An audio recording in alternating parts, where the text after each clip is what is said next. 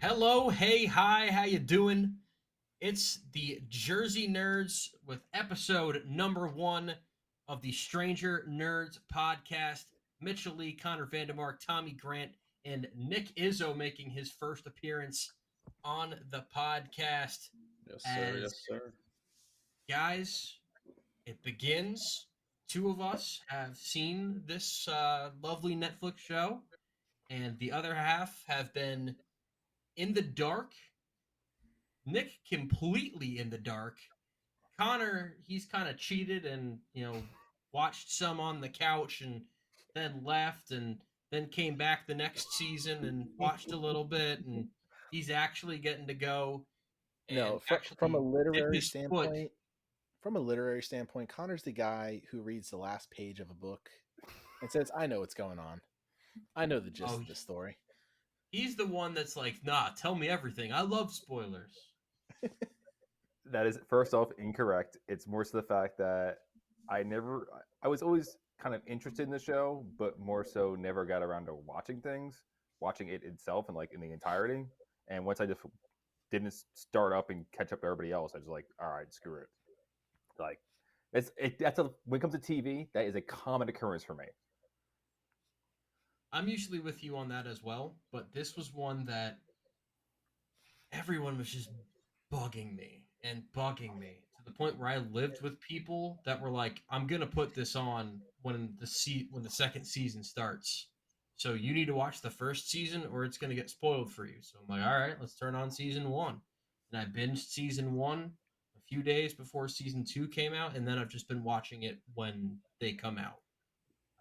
Tommy, have you kind of been the same as far as watching them when they come out, or did you catch up at some point? I fell in love with Stranger Things. I watched it when it first came out, and every season I rewatched it before the new season would come out. I don't think I'll do it again this time because season 4 is just a bear to get through in terms of length. It's just like hour and a half, 2 hour episodes. It's crazy, That was but the nice thing about watching this. I'm like, 46 minutes. yeah, I it's think, nice. three of those were credits, or I think it's 49 minutes, but 46 without the credits. So I'm like, very concise episodes. Obviously, everyone looks a lot younger. It looks a little bit more low budget, kind of like something in the 80s, more of what it's going for, as opposed to the big budgeted shows that we get in the later seasons. But let's go ahead and get this thing started. Let's get some kind of ground rules out there for kind of what people can expect when listening to our episode reviews, rants, whatever you want to call it, for the Stranger Nerds podcast. So I think we've all agreed that spoilers are fair game for the episodes that we will be talking about. If you are listening to this, then either you don't care about spoilers, in which case the hell's wrong with you, or two, you've already watched and you kind of want to follow along, maybe get yourself ready for the season that's about to be coming out. The writer's strike just ended. The actor's strike might be coming up soon too, so that might be on the horizon. So everybody, good to go with those rules. Yeah, Fine if by you me. haven't watched it by now, now's the time to keep track along. Watch episode by episode with us, and if you still haven't watched it and you're listening to this, get out from under the rock that you're living under. All right, season one, episode one, called Chapter One: The Vanishing of Will Byers. Let me go ahead and start with the two people that have not watched this before. Opening 10, 15 minutes of the show. What are your first vibes? What are you first thinking? Your first few moments into this new television program. Um, I definitely enjoyed the suspense I started out with. I was like, oh, it kind of like reminded me of one of those like introductions to like a murder TV show. Like oh, here's the murder or something that happened that like tries to suspense, but like it transferring over to who is the was it Mike is the DM for the Dungeon and Dragons game. Yes. Um, Yes. Yes. him doing the whole play up in that as the DM, I thought it was very well played, like making that transition from the event of whatever got the doctor dude. I don't know who it was, the scientist, and then going right into that. And I thought it was a very nice transition. And you can definitely see even as the first episode, as like the characters do play well. Like each of the actors portray their character very well. Like working with it, I thought it was very very well done. Yeah, I think for me, for the first 15 minutes, confusion because I never saw it. So, just trying to learn everybody's names and try and get along with the story. I thought the Dungeons and Dragons was cool. I never played it, but to see them kind of play it in the '80s, and then like Connor said, the whole transition. I thought, at least for the first 15, 20 minutes, it it hooked me enough to watch the rest of it. Um, and for somebody who doesn't really go with the flow of watching shows that everybody else watches, I can say that I was actually pleasantly surprised. Because usually I'll when say someone tells me to watch a show, I tell them I'll add it to the list, and then I never watch it. Yeah. Ha- So, Haven't we all? The so list is too long at this point. There's yeah, not enough time. that's the thing. It's just there's never enough time. So to finally sit down and be like, okay, I gotta watch I mean, this. I gotta see what's going on. It was yeah, like I said, it was pleasantly surprising. I loved how they started this show. I mean, the Duffer Brothers were going for '80s nostalgia, and they hit it hard on the head just Oh at the yeah, bat. You oh start with literally just a stormy night, Hawkins, Indiana, 1983. You zoom in on a government facility. It's always the goddamn government facilities doing some sketchy shit back in those days. God dang it. Alarms going off, lights flickering, shit went down. You don't know what happened, and it's like about 2 minutes later, bam, you're in a basement with a group of kids just playing D&D. Like the vibes were so all over the place in that first couple scenes, but Yeah, I loved and how to they Very started. just You, ET to you start. knew you were going into a roller coaster of a show with how they started it off. right, right. It felt that way, and it also felt simple, and just the fact that it's just these kids playing a board game. So I Well, thought, they had a lot of the young kids, which I'm just always caught off guard by how young they looked because again, this has been a series that this started 7 years ago Yeah. now. yeah, So they were what 11, 12 years old, maybe a little older when this yeah, started, something like that. but Yeah, they've always had really good chemistry and it was nice just being thrown right back into it at the beginning before other things happen. Again, I'm gonna have to hold my tongue on a lot of stuff. That's gonna be a very difficult part of this. It's just holding my tongue. But it was nice to see where everything began before things get complex. This is definitely, like you said, Nick, simple. This is the season where things and this episode is the most like all right. Well, it's almost like it's called The Vanishing of Will Byers, but it might as well be called Welcome to Hawkins because it's yes, giving you the layout of the land right. I would and agree. who our players are going to be. I'll say Yeah. this too, because again, like I have a spotty relationship with this show because I really haven't seen the characters young before. Especially like I have like some episodes that I've seen of season 4, which is again weird compared to everybody else. But seeing these actors when they were first starting as children, it was definitely like a whiplash of like, holy crap, they're babies. And the But first thing it was I ever saw Finn Wolfhard in was It, and then I actually Which I watched think I Stranger think came out Things. after Stranger Things, if I'm correct. Yes, it I came think out. Stranger Things is what launched a lot of their careers. Stranger Things came out in the summer of 2016. It came out in September of 2017, and then season 2 came out Halloween of 2017. So in between watching it and when Stranger Things 2 came out, I watched the first Stranger Things. So Finn Wolfhard had a good year as far as I'm concerned in 2016 as well as 2017. But Will Byers goes missing. Obviously, vanishing of Will Byers, kind of the catalyst of the first episode, and I forgot just how resourceful it seemed that he was when he had this thing chasing after him. You know, he found bullets, he found a gun in his was it his dad's shed or was it just the shed at his mom's house? I couldn't quite remember. The latter. Well, his parents are divorced, so it's basically the That's family right. shed out back. Yeah. Um I think and it was the then mom's house though. But and you then know he what? disappeared. I give him so much credit because every monster in every ghost movie, you get the person that just runs, falls over, And sits trips. behind sits behind a closet Always door, with tripping. heavy breathing and crying. This kid went straight for the fucking gun. And I was like, yes, attaboy Will. Now, see, It didn't my work out though. He's It didn't still work out, but he at least held his own. He said I wasn't going down easy. yeah, and see no. the fact that he knew how to hold it too. Like I know probably Tommy looks for these kind of things whenever like a military thing gets shown, but like you kind of look for like the way that people like hold weapons and For a do middle stuff like schooler that. holding a For a middle rifle under schooler, that kind of chaos and fear, yeah, he did pretty well.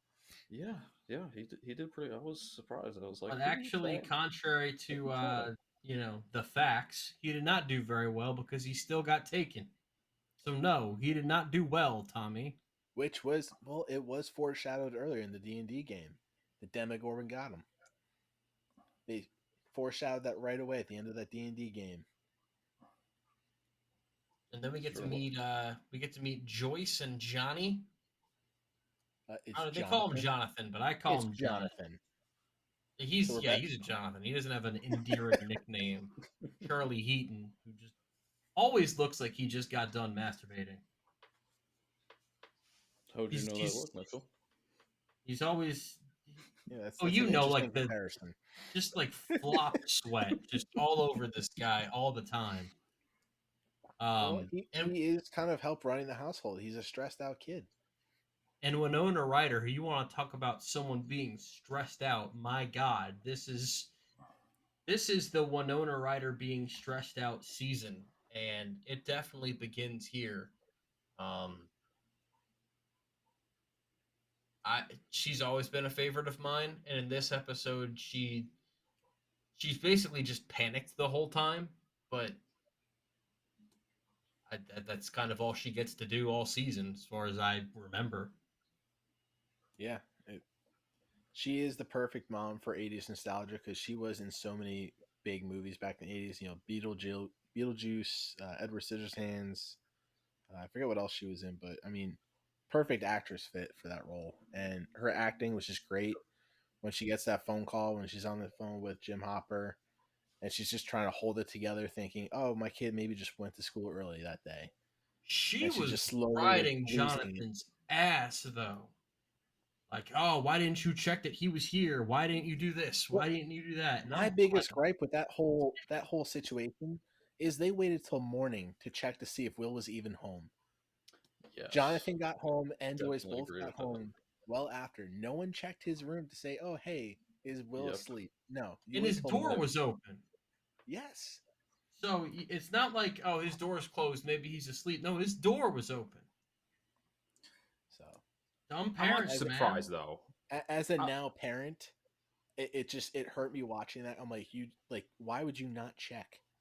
Like, you get home from work, you check the rooms, you make sure Yeah. everybody's home before you just All pass right. out for the night. You take attendance.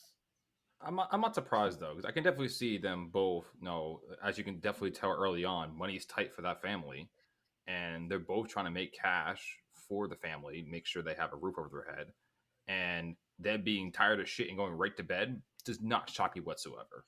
Like I've seen that dynamic before, where they're just so dragged out and run down from whatever they're doing, whatever job they're working, that there's like they just assume that the other person's done what they're supposed to do and just go out their merry day. Well, that's the first life lesson that Stranger Things has taught us. Take attendance before you go to bed. Check the Do rooms. you do you guys have any early favorites in this bunch? Early favorites. Jim Hopper. Yeah, I would say probably him, and for me, probably Dustin. Yep. But Toothless, my being boy. being just one episode in, No. you know, I'm curious for myself if that's going to change, but I would say definitely those two to start. Oh, who's the who's it? Lucas is the other one. That's not the DM. Um, Yeah. Yeah, so yeah, he's cool. so I the like him. Stranger Things version of the Losers Club, if you want to make that it comparison, you've got Mike, Lucas, Will, and Dustin. Yeah, Those I are like kind of your Lucas. core four for the show. Lucas is like just like he's such a like the trash talker of the group though, Yeah. and like it's great. And Dustin's My kind of me as a favorite. kid. I was always cursing, just son of a bitch. Every other line, Yes. son of a bitch. Yes, I can confirm this. That was absolutely true. Yes. And My I favorite, still do curse all the time. If you guys haven't been able to tell, you haven't really gone cold turkey on it as far as I'm concerned, but I'm not really asking you to. So more than fine with it. I think I agree with you, Tommy, and a lot of that is just because uh, a lot of these characters, it feels like there's still so much. Well, of course, there's a lot more to get to. But I think Hopper's the one that's given the most sense of humor, but also the one that you feel like could get the most done. A lot of these characters are kind of powerless to their situation, and it's not until Lucas decides, hey, we need to try to go find Will because I don't think anybody else is going to. That was Mike. Where they all Lucas and kind of Mike fell kind of that way. both come together. They're like, hey, this is something that we need to do. And they end up making that choice. So And I think we need to backtrack a second here to one of the greatest lines of the show. Is morning is for coffee and contemplation. yeah. That is just that's just the theme of my life. Every day I Yeah, go to work, that's that the is true. mentality I have. If I have my coffee in my hand, give me 10 minutes to just relax. If I don't have my coffee, don't even bother me until I have it. I've never And been a that's how coffee I knew person, Jim so Hopper. I can't quite relate. But Ugh, you're one of I those. I as someone who lives with a coffee person, I do understand the mentality of just like, look, if I don't have my coffee yet, why are you in my face? Why are you talking to me unless you're bringing me my coffee? And as chief of police, I mean, you see the second he walks in, first of all, he wakes up, he brushes his teeth, then he has a cigarette and a beer. I'm like, what a great way to start the morning. First off, like that's just Learn so breakfast much in about the English. Brushing guy your teeth. right from And the then get go. you get to work late. Everybody's like, where the hell have you been? His poor secretary is just slamming him with problems, and he's just like, fuck off, let me have my coffee. And then bam, enters the room to stressed out Joyce, just jumping down his throat. Those damn gnomes too. Oh my god. The That was gnomes. funny as shit. It's just like the perfect like Midwest small town kind of vibe is gnomes being stolen, and when he goes, an owl mistook this woman's hair as a nest. Those are the biggest problems we've had. It's just it cracks me up every time I hear that.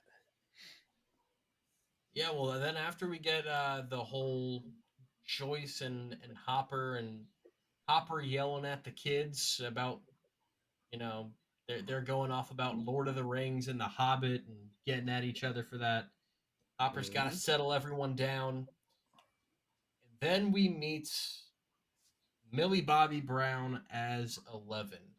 And this is where a lot of the intrigue that I heard of from this show started because we got a lot of the kind of ET vibes with the kids and their camaraderie, and we've kind of seen certain dynamics at play before.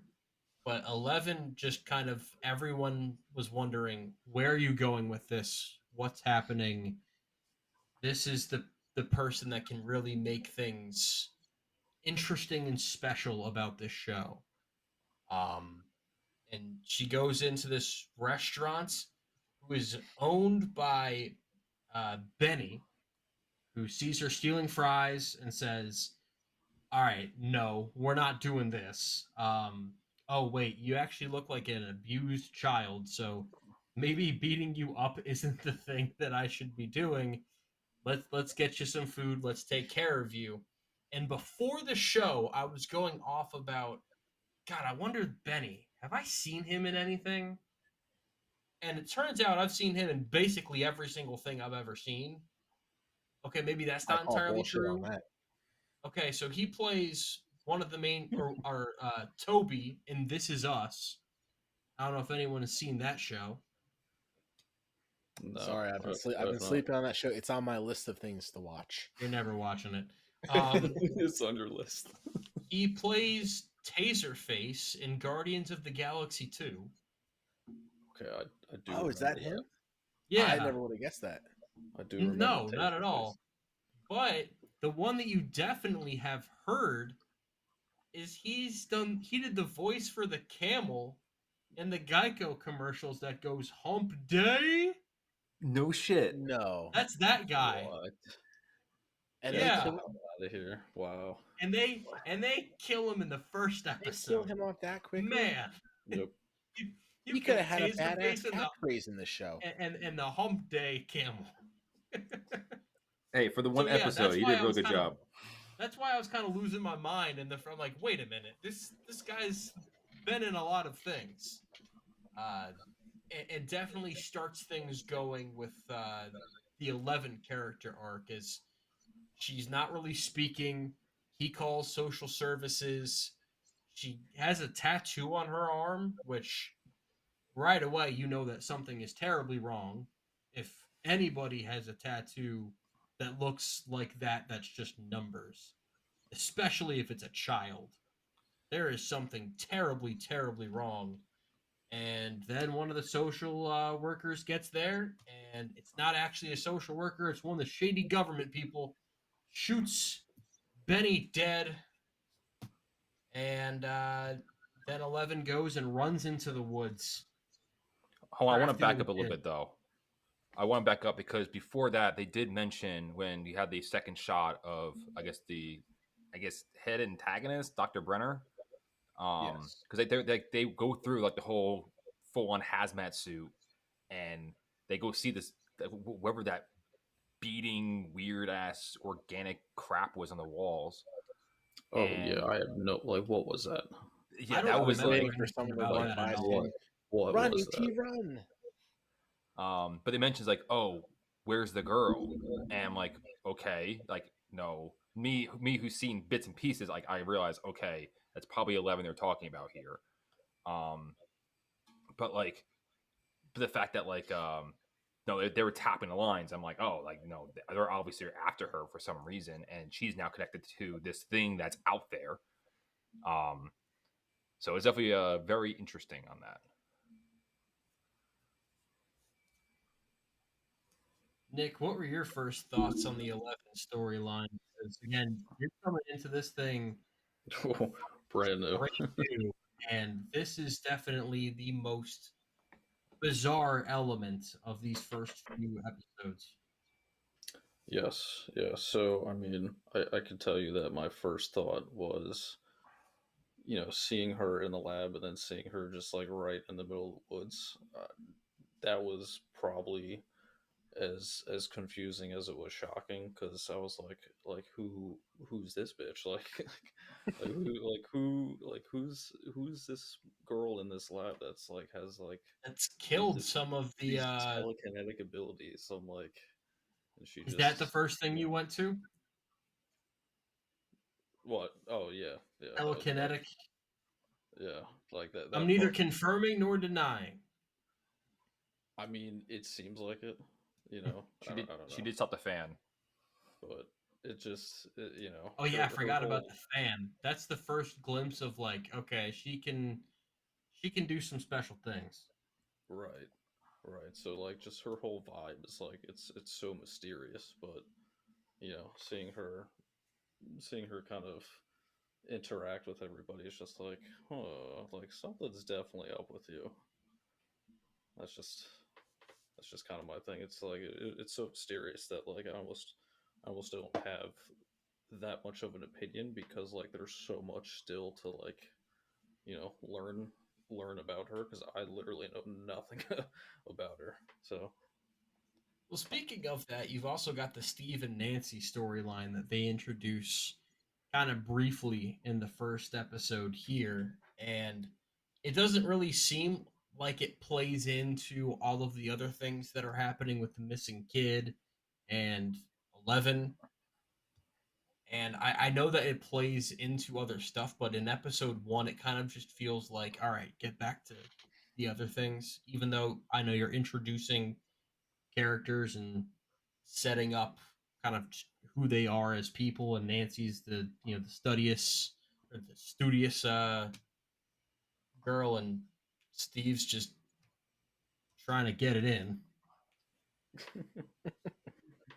I thought it was Yeah. very good that, like, honestly, and I thought it was very much a good setup piece, in my opinion, because of the fact that you start seeing the dynamics between, especially with Mike's and Nancy's family, because of the fact that like my first impression like at the dinner table was like, oh, Mike's dad's a dick, like, No, you know, Mike's No, dad Mike's is a dad is lazy ass. useless.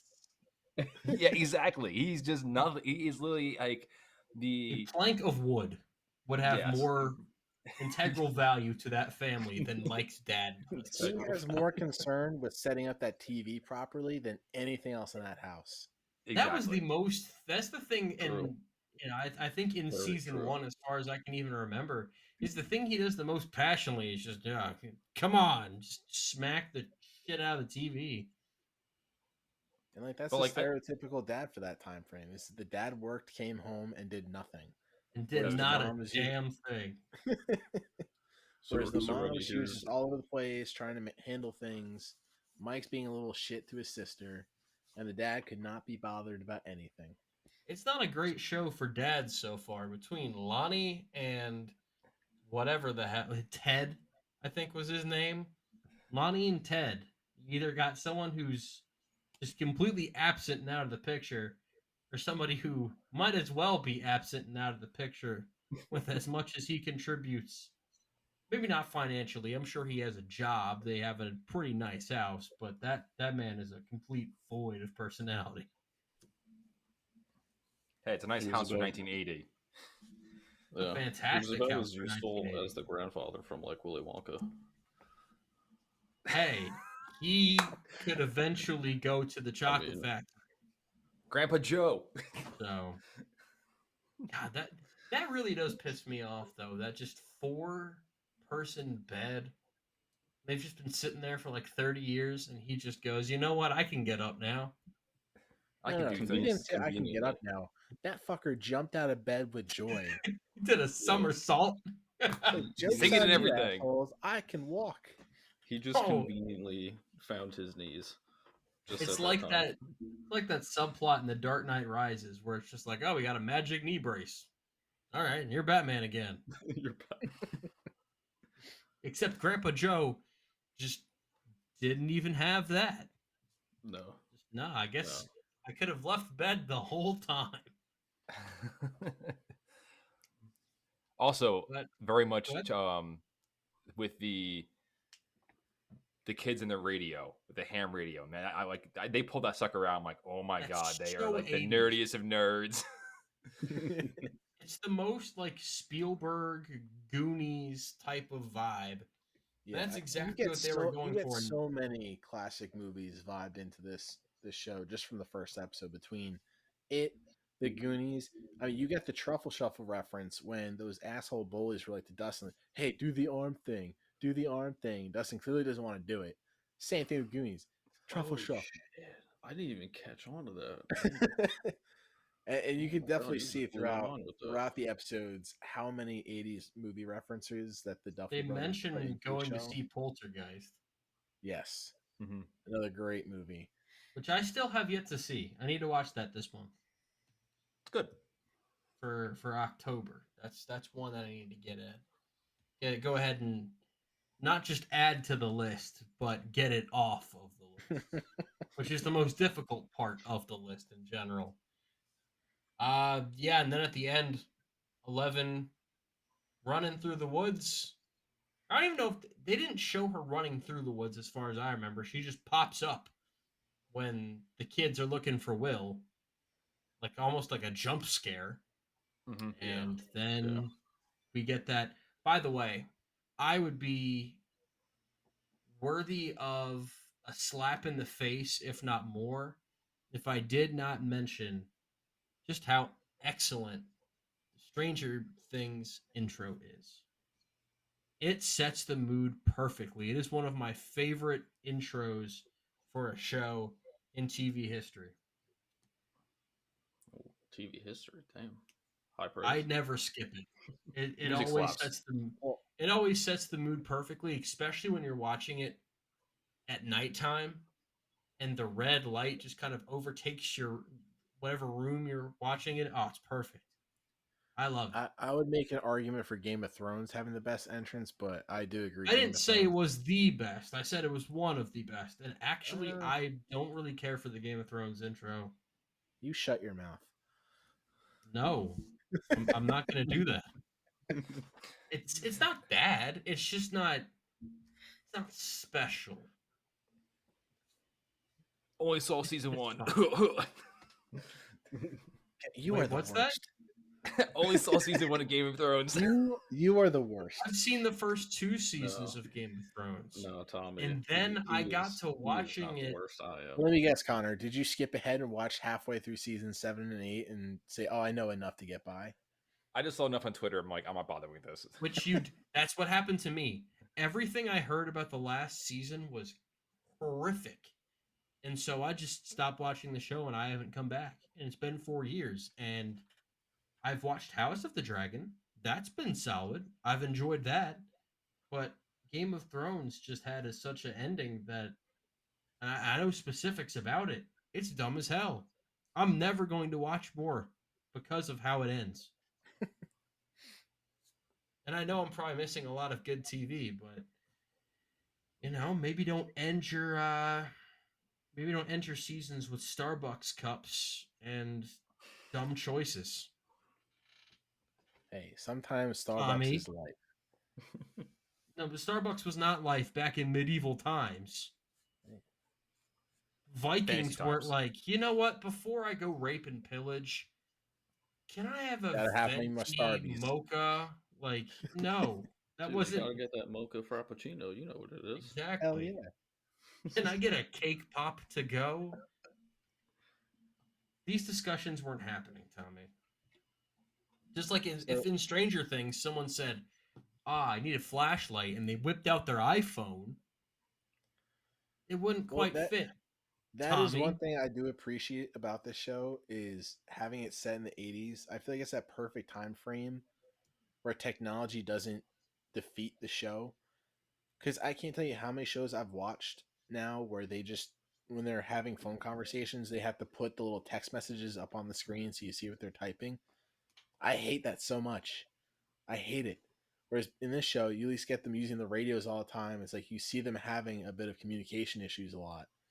And that will become a recurring theme within the show, is them relying on their radios to talk to each other. And I love it. There's no plot holes to be filled with a simple fucking text message up on the screen. Let me ask, how do we want to grade? How do you want to do this? I don't know what you had in mind, Tommy. To rate the show or the episode? Obviously you can't rate the show just yet. I can't rate the show. Man, this is the best show I've ever seen in my life. All right, tie in our tangent. Tie in our tangent of shows we haven't finished. If you were not required to because of this podcast, Connor and Nick, would you continue watching the show after the first episode? Did you want to go first, Connor, or me? I'll go. Yeah, I definitely would. I definitely gauge my interest. To me, again, for me, it's like starting shows is always tough for me. But once I start a show and it does hook me, I'm in. And this definitely had because I never seen episode 1 ever in my life. even though I've seen other episodes. But definitely, if I saw it 7 years ago, I'm like, yeah, I probably would be a lot more where you two are. Where no, I probably would have been much more religious on it. Yep. Nick? Yeah. So for me, I think I would continue it. I think if if we were doing this like a couple years ago, I'd probably say no because I don't really watch many horror related things. It has absolutely zero to do with the fact that anything scares me in that nature because I know it's a show, but just the genre itself, I wasn't really into um, all that much. So a couple years ago, I wouldn't even give it a thought. But now that I've kind of slowly gotten into it more and more, I could definitely see myself keep watching it. And it's All interesting right. you say that with horror.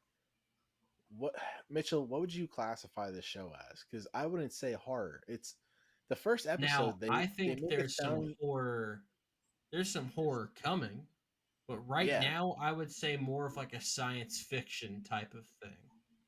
because Yeah, they that's fair. really do a good job of combining multiple different genres into the show, which is why I think it was such a successful show because it appeals to all the audience. You have the romance and drama section with the whole um, relationship stuff on the side. You've got the Riverdale. sci-fi, yeah. You have the sci-fi aspect. You have the art, the horror aspect. I mean, shit. The first scene of the show is like Yeah, straight out of a horror monster movie. That's But about as horror as it gets for this episode, or at least the most horror-ish aspect, apart from just Will trying to avoid whatever's coming after him. yeah. But apart from that, it's much more of a I don't want to say a crime drama because that makes it sound a lot more serious than it is, but The word looking for is suspense. That's what it is that's because of the fact yeah. that it's there you always go. it's always looming, and it's more so how like right now you're seeing how each character's interacting with it. You can see how Mike's family is like stay home while his friends are like Well, fuck no, that no Mike's like mom is like stay home. well Mike's dad is just like a piece of paper in the sure, wind. whatever mom says. I look Yeah. like I care. Oh, that's a classic dad answer. Oh, what did your mother say? Yeah, listen to your mother. She's your mother. Yeah. But like you see, the whole dynamic of everybody is around or wrapped around this suspense that you're seeing, and no, you see like the interaction. No, Mike bringing it up back with Lucas, like on the radio, like Will said he like tying to the D&D game they're talking about, like he chose Firebolt. He was doing the sacrifices for himself for his D&D party. He's like, let's go because he would have done the same thing for us, and he was right, and they both were all in on that. Also getting Dustin with them as well. Um, but yeah, I thought it was like and then you see with Jim Hopper, it's more so his interaction to Spence. Like, at first he's like, it's probably another small town thing, and then once he sees the bike on the side, of the road, is like, okay, there might be something here. But when he goes into the back shed, where he's like, there's bullets on the table, there's no gun here that which should be a gun. Something's up with the search party, and that's when it kind of flips in my mind with him as a character, where it's like, shit, there's something going on here. I need to look into this. Yeah, All it right, really you sets want the to rate stakes. this on a scale of 1 to 10, an A plus to F minus scale? Let's Does do one everyone to want to 10. do okay? I think that allows for a lot more. I might do a letter grade for the season once that's done, but I think a number scale is a lot more fitting for episode to episode. So let's get the Stranger Things rookie started here. Connor? Go, Nick. Oh, I'll go first then. I'll say 8.5. Oh Ooh, wow. coming in strong. Yeah. Eight I and a thought half. it was, Strong. I thought it was a good Damn. episode. Like, it was again, especially the first episode. I'm assuming that was their pilot as well. Like, it's enough to make me want to see more, and that's like you're setting up plot lines, and I think they did that very well, where you're interested where it's going to go. I would agree with that. I think it definitely kept me engaged enough. I think for a grade, I would probably give it 7, 7 out of 10, for a pilot episode, to keep me hooked enough. There were parts of it that were kind of confusing to me, but I kind of understand that given the fact that I literally knew nothing about it until yesterday. So that's probably the main reason why I give it that grade, is because like there's so many thoughts about like what the hell's gonna happen, that for one episode, for what I for what I saw, I thought it was good. I thought it was enough to keep me entertained, and we'll see what happens in the next episode. Tommy? I would give it an 8 as well. I mean, it did a great job with setting up pretty much all the major characters of the show really nicely. They set up the stakes for the show. They have suspense throughout the whole episode. Not many shows can pull that off really well, all in a 45-minute episode. And I thought it did a really good job doing that. So definitely an 8. All right, so we've got Connor with an 8.5, Nick with a 7, Tommy with an 8. One thing you're going to notice with me during this series is I'm going to be a little bit more precise with mine. So I'm going to give it an 8.21. Oh my goodness! What the hell? Christ, Mitchell. That's That's where decimal points. You are just that's where terrible. we're going with this. I Oh my agree with. God. Hey man, I like to be precise. So, I you know what? Let agree. me ask you this: what would make Okay. it 8.22? As the scientist here, there's a difference between accuracy and What's your precision. Brady metric? As a scientist. We're not That's going what I am. for accuracy. We're going for precise. Connor, as our group scientist, can you set boundaries on the ridiculousness of our grading scales? I think We can. a second the first decimal point is fine. Don't even go All right. 2 decimal points. Mitchell, you need to adjust Yeah. your score. You need to You're right. He's gonna 8.2. That's fine. It is adjusted to 8.21. I'm not adjusting a damn thing. Oh, you fucker. And I'll I'm tell you making what Excel- it could have. I'll tell you what it could have done to get some extra points. I think that we could have. I would have liked to have seen just a little bit more with Hopper. I think that that's a character that we get a glimpse of. Again, it is nice to have a concise episode of 46 minutes. That's something that I think that this first season does better than any other season. But you are interested. You do want to come back, as it is referenced by both of our new guys to the series, given grades above a 3.5 out of 5. I guess that's you doing like a conversion chart. Nick gave a 7. Connor gave an 8.5. So those are both good grades. Those are definitely both. Hey, especially Connor, given the highest out of all of them. For someone who has seen bits and pieces, this isn't going to have you disappointed. You're going to want to come back, and that's Although I'm making exactly an Excel what we'll doc. do. What? Make an Excel doc so we can track everything. I Yes, just good had a idea. piece of paper, but that works too. You know, I'm an Excel boy. You simple. I love Excel too. I just figured I would actually give you my attention when you gave your review instead of trying to open up documents and such. But I see I how can that multitask. extends. Oh, love you that's- I guys. think one last thing before we wrap up this show. Season 1 predictions. Connor and Nick, since obviously you are the two who have not seen the show, just for season 1, how do I you don't think the remember show's going much to play from out? season 1, to be completely honest. So I can't How do I spoil think- too much for you guys. How do I think season 1 is gonna play out, man? And this is something we can play back and listen to after the season is over and see how ridiculous you sound. I mean, yeah, that's the thing. Like, Nick I don't wanna predicting think too Chuck much about Norris to come in. it. So some sample questions to throw out there. What is the monster? What is 11? Is Will dead or alive? Yeah. How does it all yeah. play out? I guess my initial prediction, without like overthinking it too much, is that I think, and look, I could be so wrong, and that's totally fine, but I think Will be found somewhere. I have no idea as to where that would be, whether it's in an actual place or like some crazy like dimension, since it's like sci-fi. But I would say that he gets found, and I don't know, maybe 11 kind of tears up some government officials. Who knows? I Government. like it, Connor. Comptrollers going down. I won't say anything about Will because the fact that I already know I have some insight again previous episodes, so Always I won't makes say anything sense, about yeah. that one. But I will say that definitely looks like a.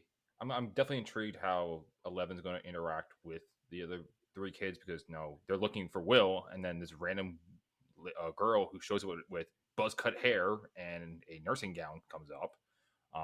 So it looks like a very much a us versus the world kind of situation of because every scene with the parents before with at least with Mike that like they don't their care at the moment isn't a lot and no kind of like oh we're gonna have to take care of us ourselves. We have this random girl who I'm assuming they're going to realize that she has telekinetic powers and yeah they want to fight the government and also probably hunt down or figure out what the hell's going on. I'm definitely curious how like Jim Hopper is going to work with the kids if he's actually going to be like supporting them or trying to keep them like more of a conflict. Like they have the same, they're trying to reach the same goal at the same time that they're also conflicting with each other. And I think that'd be a really interesting dynamic that can play out. Okay, fair enough. All right. Well, we shall see as that'll wrap things up for our commentary of Chapter 1, The Vanishing of Will Byers. Next, we have The Weirdo on Maple Street, Season 1, Episode 2, coming out next week. Guys, as always, well, I guess I can't say as always because this is our first time talking about Stranger Things. But I am looking forward to continuing this discussion and seeing if next week's episode can top the 8.21 grade of this week.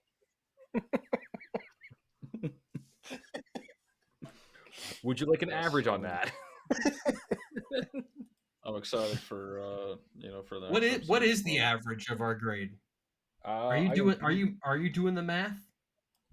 I can have Excel do the math, I and that'll can be a have 7. Mitchell do the That'll be math. that'll be a 7.925. A 7.925. Let's go. Mitchell, it's all your fault. That's all your fault. I don't do No, math but we're gonna outside have of work very precise grades. Mitchell, at this point, we've lost any potential listeners.